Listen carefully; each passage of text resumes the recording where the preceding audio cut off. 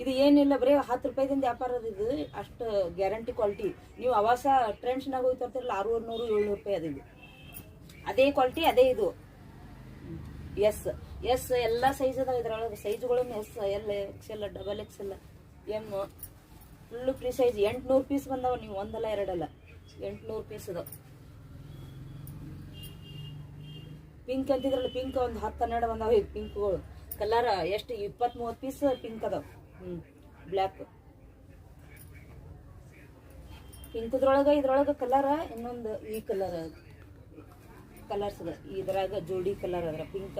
ಮೊನ್ನೆ ಖಾಲಿ ಅದು ರೀ, ಸ್ವಲ್ಪ ಇದು ಈಗ ಪಿಂಕ್ ಕಲರ್ಸ್ ಏನು ಸಾಕಷ್ಟು ಕಲರ್ಸ್ ಅದಾವ. ಈಗ